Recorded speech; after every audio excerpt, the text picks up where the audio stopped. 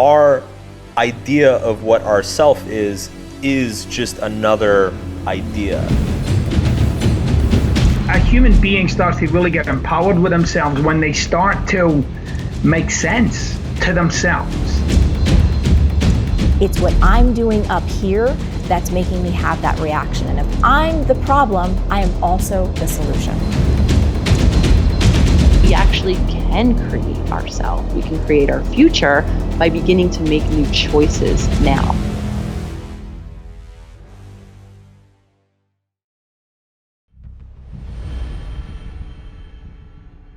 The feeling brain, so the thinking brain thinks in terms of like logic, cause and effect, correlations, things like that. The feeling brain thinks in terms of importance. It thinks in terms of values.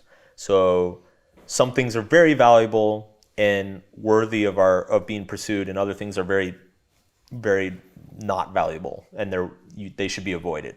And the feeling brain kind of designates, almost a value score for everything, every experience, every potential experience that we can consider, including ourselves. So our idea of what our self is just another idea. The same way, living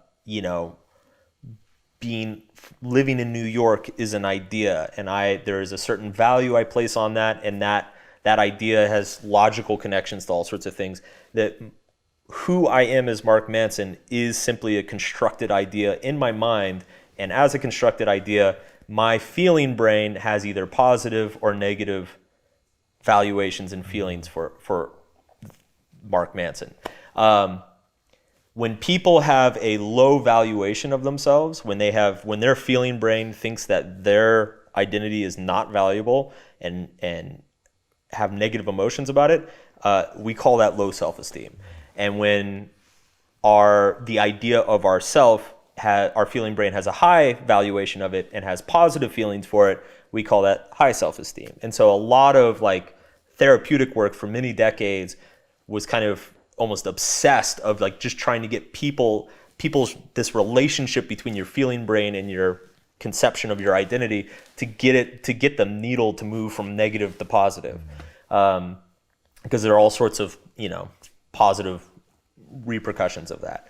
But ultimately, your concept of yourself is built out of the narratives that we create out of our experience.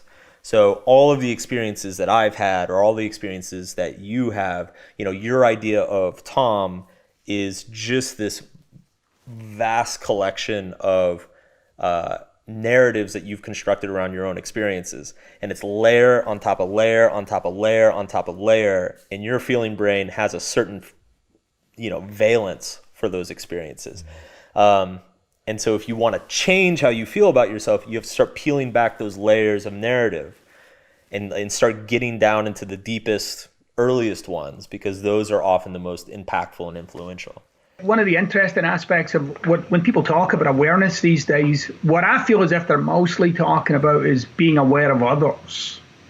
So they're talking about how others speak and others listen and others behave. And real awareness is actually starting to get aware of oneself. And I think if you ask most people, they'll say they are pretty aware. But, give me 10 minutes with them and they'll see how blind and deaf they've been. Like they aren't connected to their own wiring in many ways, Do you have like a series of questions that you ask people to help them see that they aren't as aware as they might think they are? Yeah, well, basically I get people just to tell me about themselves, right? You'll hear and see the blind spots everywhere. They're all over their conversations. So when somebody talks, they're in fact speaking from the world that they're in. But people don't experience themselves as being in a world. We experience ourselves as being in the world. But you're not. You're in a very biased, a very kind of slanted, a very kind of weighted place in life. You're not interacting with life, you're interacting with life. And that's a very it's a very kind of nuanced thing. And when you start to point to some of those things with people, you start to say like, well, how come this is something that you get hooked by, or how come this is a strength of yours, but also a weakness of yours? That's when people start to join the dots up for themselves. It's really not about telling people. It's really about asking the right kind of questions and engaging in the right kind of conversation with somebody that you'll watch them. You'll see people joining the dots up for themselves, like, oh my gosh, yeah, that. And then, in my view, a human being starts to really get empowered with themselves when they start to make sense to themselves. Like your own actions, your own thoughts, your own emotional states. When all that starts to kind of logically click for you, to me, those are the beginnings of true awareness. The roles that we played, the dynamics that we got, here's that word again, familiar with, right, earliest in life, that we maybe started repeating once we were toddler age and had peers, right? We become the helper at home, and now we're the helper in our friend group, or we're the yes person, always saying yes, or the caretaker. We tend to be really repetitive in how we relate. And I'm of the belief that those earliest patterns, again, are just repeated in time. So whether you do reading on attachment styles and you know that you're anxious or anxious avoidant, or you just observe your dynamics in relationships, the takeaway is always that which I did in childhood, that which was familiar. How do I feel bonded to people? How do I feel safe with people or not safe with people? Become those patterns that I repeat over time. Awareness is key here. Becoming aware. What are my relational patterns? How close do I feel to people? Are there emotions I bring into my relationships, or do I keep this type of emotion out, or all type of emotions out? Again, do I tend to play one particular role? Is there always a need, or maybe all of my needs that go unmet in my relationships? Or do I feel comfortable expressing myself when I have a need, etc.? And again, I believe that we're very patterned. All of that lives in our subconscious. So becoming aware and conscious allows us to, over time, begin to break some of those habits and patterns that don't serve me. Beginning to put up a boundary, beginning to say no, beginning to express my need when I have it. Is there a window of hyper malleability where you could sort of reprogram the infant, or is it like almost like an imprinting machine where it's like, nope, you had this heavy amount of stress in utero, that's imprinted, and no matter what you do in the first 3 years is never going to undo that? It is imprinted in many ways biologically, which we could talk about, that the person is not even aware of. Imprinted in how their genes are turned on and off, imprinted on how their chromosomes function, imprinted on how their stressor apparatus responds to the external environment, imprinted in their cells, imprinted in inflammation in their bodies, and so on and so on. And the earlier it happens, and the more it happens, and the more temperamentally sensitive the child, the greater the effects. Having said that, it's never not reversible. It's never not approachable. Now, fact is, people can heal, people can rewire themselves, people can find a equilibrium, but the more happened earlier, and the earlier it happened, the more difficult that work becomes, which brings me to my epitaph that I've designed for my gravestone. You know what it's going to say? It's going to say, it's going to say, it was a lot more work than I had anticipated. You know, that is a fair assessment. It's ongoing work. Look, I'm 77. It's ongoing work, and you know, when I don't take care of myself emotionally, when I don't do my yoga, when I don't get myself into the swimming pool or on the exercise bike, when I take on too much in my life, it gets activated. So yes, it can be dealt with, and it can be healed, and it can be regulated, but it takes consciousness, it takes awareness. Self-worth equals the sum of our emotions over time. So you could even, you might even say like identity equals our emotions over time. So basically, let's say something traumatic happens in your childhood. That that pain early on in your life causes a lot of negative emotions. And one of the things that I talk about is that anytime we feel an emotion, it compels us to do what I call equalizing, which is like if I'm angry at you, I'm going to continue to be angry at you until I either get, retaliate or you apologize. Like something needs to happen to make that anger go away. There needs to be some sort of like equalization between us. And if there is no equalization, that anger just kind of simmers and sits there forever. And one of the reasons why childhood traumas are so debilitating for people is that essentially these extremely painful experiences occur to our feeling brains while our thinking brains are still undeveloped and don't know how to explain or create meaning around that pain. So let's say something really painful happened to me now, I'd be like, oh, well, he meant well and, shit happens or whatever. But if I'm like a 5-year-old, my explanation for it only gets as far as like, I'm a bad boy, I'm a bad person, and the world hates me. And that will stick because it doesn't get equalized, and it'll stick for the rest of my life. And the problem is that we forget that painful thing happened. So we just kind of go through life with this feeling of inferiority and pain that lingers that we can't really put an explanation to or explain away. And so the process of therapy is basically unraveling a lot of our experiences until we get back to that original experience. And with our adult thinking brain, we can now put meaning to that pain that is helpful to us, essentially. Like, how do you help people out of something so gnarly that has a real reason to be upset about? That's incredibly difficult. And the and, I think, can imply here, honoring the upset, honoring the part of you that does feel like you got the short end of the stick, or that it is unfair, or that is still wearing the consequences of our past, and making space for, whatever it is that we want to see happen differently, or whatever it is that we imagine would shift or change in our life if things were to be different. That and can go a long way. And I say that because I think for a very long time, in the beginning, it's very hard for those of us who have been practicing that short end of the stick dialogue, that it's not fair. Just like all things, we can't banish that overnight. So for some of us, it's just noticing when it's there and unhooking the attention, not expecting your subconscious to just realize that, oh, that's not helpful anymore. Okay, Tom, I'll just leave you alone then. No worries. Absolutely not. Your subconscious is going to probably offer you it's not fair narrative in every situation that you would otherwise have thought it's not fair. So don't anticipate that it's going to go away. What we have control over, though, is spending less time thinking it.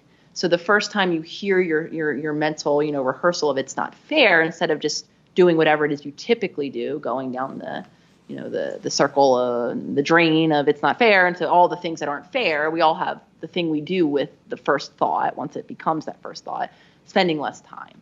So that allows us to then expand, to make space for something new. But I share that first part because I think some of us do magically expect it to vanish. We get upset when it doesn't. And then when it doesn't, we then spend too much time. So we can empower ourselves by acknowledging that it's there, and then by removing our attention and building our muscle and refocusing it. Maybe here is where you offer yourself the reframe that you prefer to practice in that moment, which you're not going to believe. Let me end on that. Do not expect to believe the new thought in that moment. Don't expect to go from it's not fair to it's totally fair. Of course, you're not going to do that 180, though you can begin to practice something new.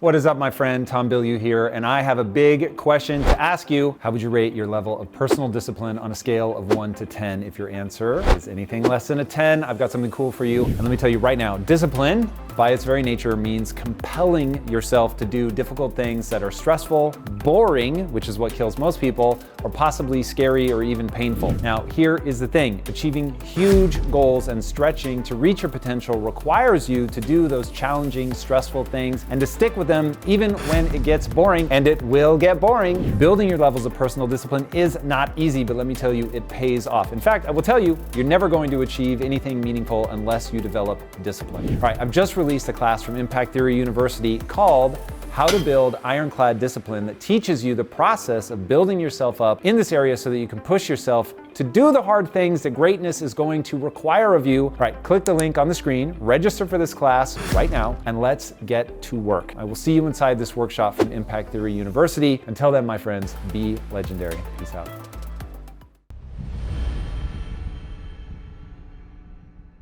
And I think it will help people to begin to connect those dots if they understand sort of what some of those dots are.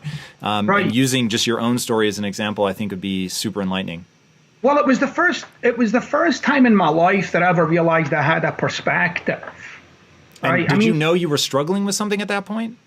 Like everybody else, it was like, well, it's tough to start a business and it's tough being married and, all the same things that we're all kind of like making okay in our lives, and sometimes it goes too far, like our relationships break down or our businesses go down, but it seemed to me like I'm just wrestling with the same stuff as everybody else, and I'm working my tail off at that time in my life in a very specific thing that I thought would answer a lot of these questions that were kind of ruminating in my life, right? Like I really did believe that one day this was all going to turn out, right? Which was one of the illusions that I had to really confront, that it was never Meaning turning that your out. life would automatically become what you wanted it to become? Is that what you mean?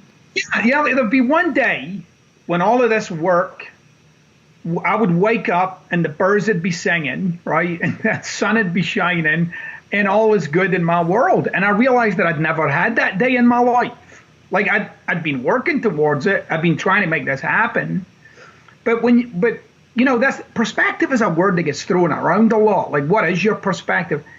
It's such a thin word to deal with this really kind of voluminous thing. Your perspective is in everything you hear, everything you see, everything you say, everything you experience, every feeling, every emotion. All of it. That's your perspective, and it's hard to see it because you're in it, so you can't really witness it. So when I started to do work on myself, and it was in a specific area, actually. It was my relationship with my parents, which at the time in my life I would have said was fine, right? It's okay, it's fine. But I never realized that fine was bullshit, I thought fine was just fine. No one had ever said, but why not amazing? And once I started to dig down in that, then I could see, well, because of this and because of that and because of this and because of that. And it was the first time in my life that I'd ever really confronted that was just a point of view. Like my entire past is only a perspective. It's not the actuality of my past. It's the past of the eyes and the ears of the person who was in it. But there was a lot of people in that past with their own eyes and ears, with a whole different takeaway from it than I had. But I lived like what I took away was now what is like the firm foundation under my feet. So I questioned everything. It was very unsettling at the beginning to actually question the narrative. And I'd never questioned the narrative, like truly questioned it, because I'd never seen it. Because to me, it was the truth.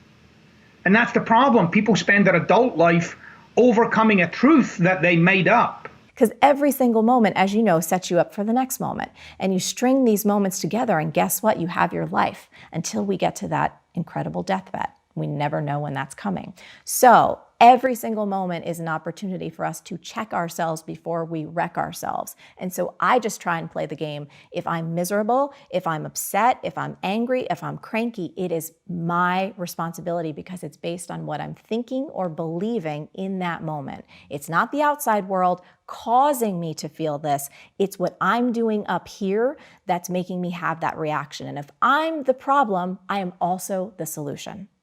So how do you, in your own life, begin to unwind that? So I'm assuming you literally walk yourself through that. So you realize, okay, I'm the problem. I know this. Yes. Is it visualization? Is it framing? Is it saying, I'm going to take a new perspective on this thing Yeah. that's winding me up? It literally is like, lighten up, girl. You're fine. Like, do you have a roof over your head right now? Yes, then things are damn good. Is there some food in the fridge? You're probably luckier than millions of people on the planet right now. Is there running water in the kitchen and in the bathroom? Yes, again, you're better off than probably 1 billion people or more. So that little reframe helps me. And then in the moment, again, it sounds so simple, But I think we're all searching for these really complex things and we don't need them. If you can catch yourself arguing with reality in the moment and realize that's not a wise thing to do, you can then back yourself up and go, okay, that didn't turn out right. So what am I going to do about it? Am I going to be miserable in this moment and let this ruin my night? Or am I going to send off the email to say, hey, when's that work going to come? And let's readjust our communication plan so this doesn't happen again. But the argument and the irritation is not necessary to get a new result. To what extent do you see that we're sort of creating our own reality, and how do we develop the wisdom to navigate that well? Yeah. So there's a lot about that seems so unreal to us when you think I create my own reality. Okay, because you reach out and you touch the table, right? It's not like you're imagining some holograph or something, right? But you are creating your own experience of being alive, and your actions are very much coming from your experiences. So when I talked about you're both the Matrix and you're the rebels, all of us, all human beings, are constantly setting up the game subconsciously. So you're setting up the game of relationships, you're setting up the game of finances, you're setting up the game of your body, and so you're kind of following predictable pathways. But you're also struggling with some of these things, right? Like, for instance, I'll give you a really simple example. If I'm somebody who's struggled with money, and I know that saving money is really good for me, why would I spend my last $100 at the mall? Like, why would I do that, right? Until you start to consider, well, maybe what I'm doing is I'm setting up the struggle. Maybe that's the gain for me subconsciously. But if you take that same principle with your body, with your love life, with your career, see how you fundamentally relate to yourself is very deep, very profound.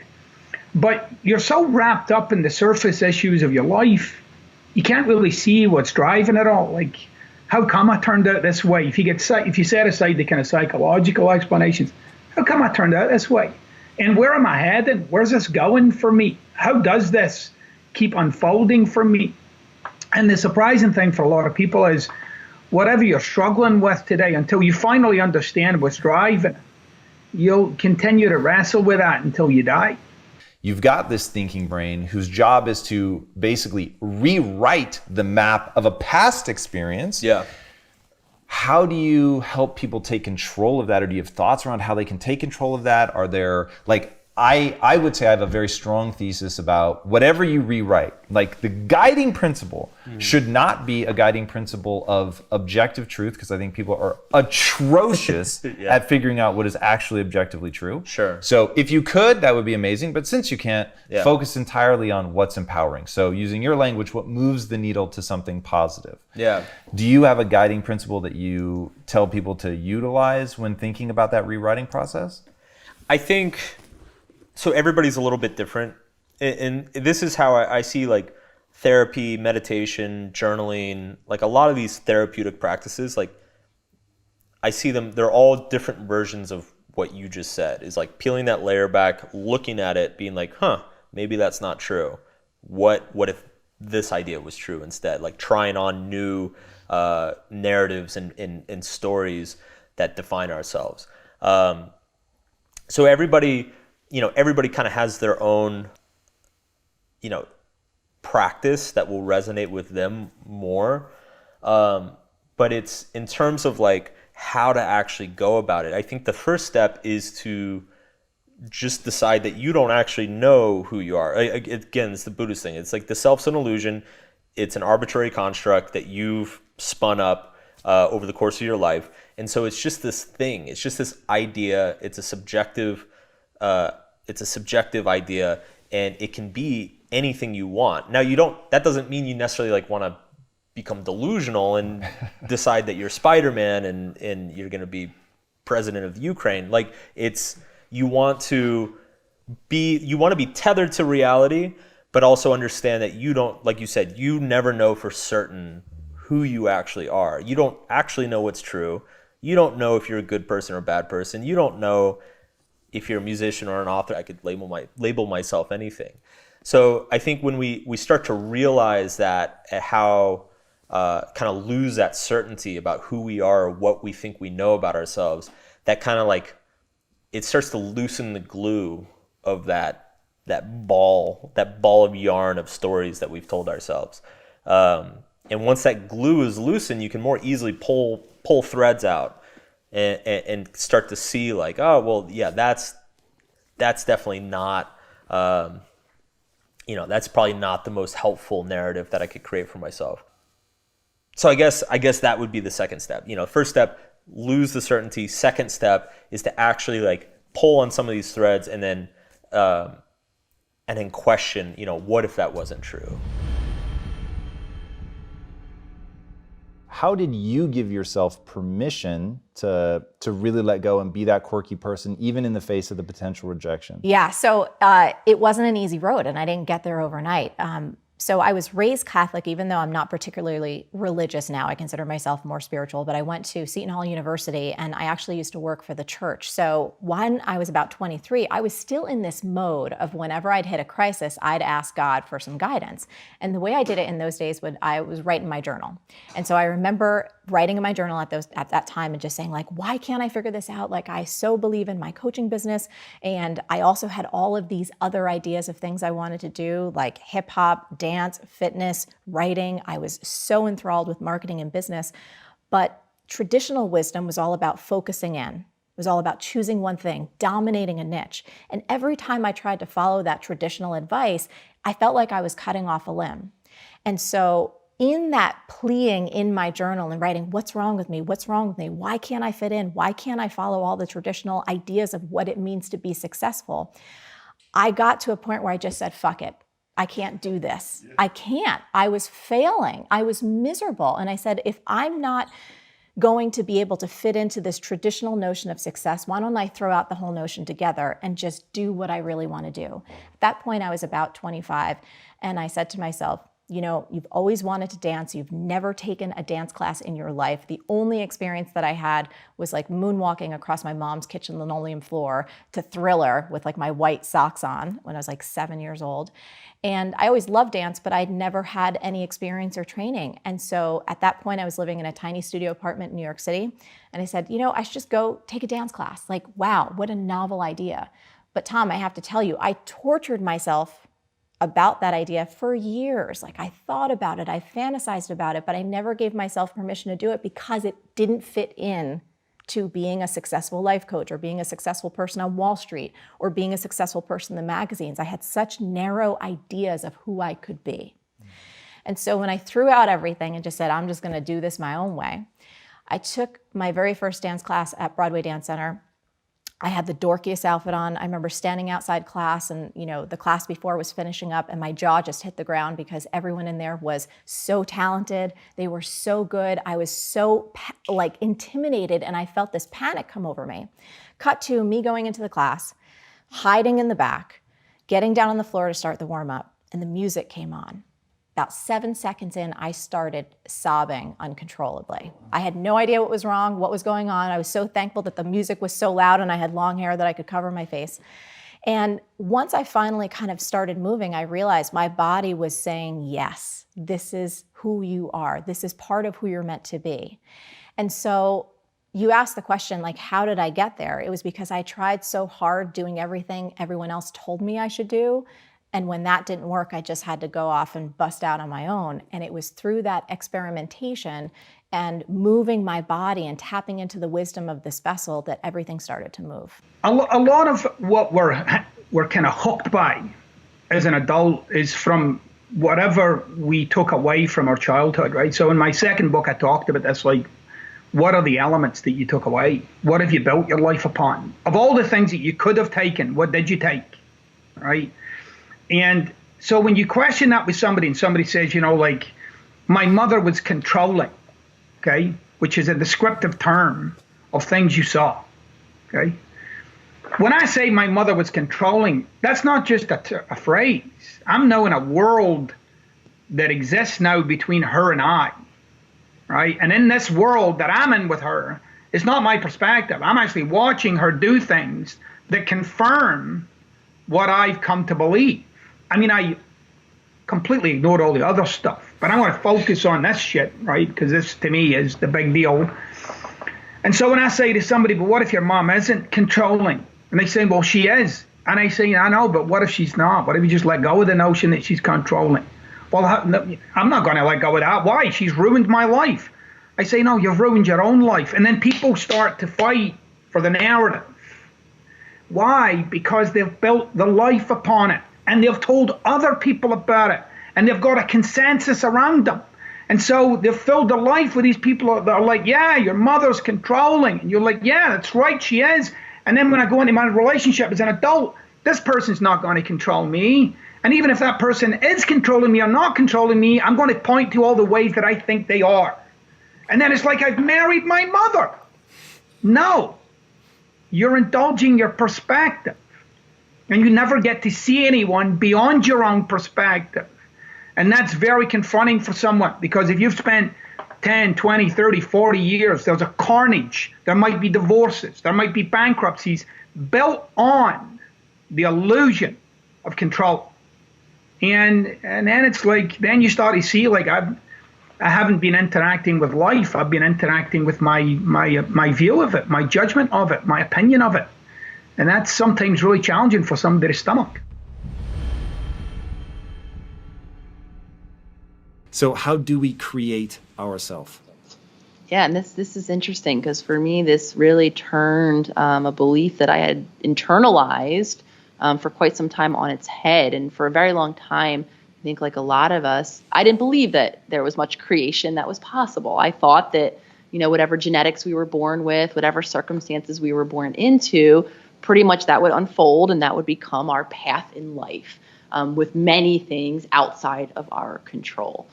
This was, evidenced in the field for a very long time when we used to believe in genetic determinism, that idea that whatever it was we were given, that we don't really change, we don't grow, we don't evolve, our genes are our destiny. And now we understand differently.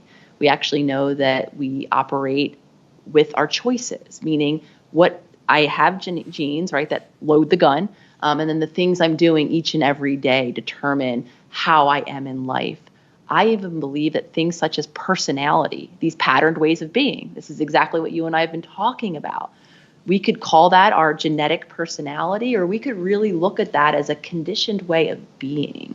So when I began to realize that, wait a minute, things aren't as set in stone, I began to entertain many new conversations with myself of possibility, of change. And I now believe that we actually can create ourselves. We can create our future by beginning to make new choices now. Like focusing on that point of like, if you're not improving yourself for the right reasons, you could be damaging yourself. The why behind everything you try to improve or everything that you're driven towards is more important than actually how far you get. So for me, I see a very direct connection between self-improvement and ethics. I think if you dig deep enough into these questions of what growth means or what improvement means, you inevitably run into what is better, period. What is better or worse, period. What makes a better life? What makes humanity better? And so it's my goal has always been, I never want to be that guy on stage who's like, this is what you should do. This is how you do it. Here's my 5-step method, blah, blah, blah.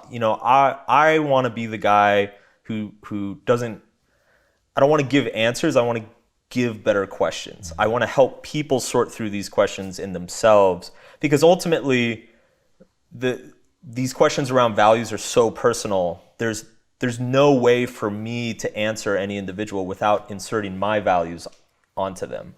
And when you do that, you rob them of the ability to choose what matters for themselves, choose their own meaning in their life.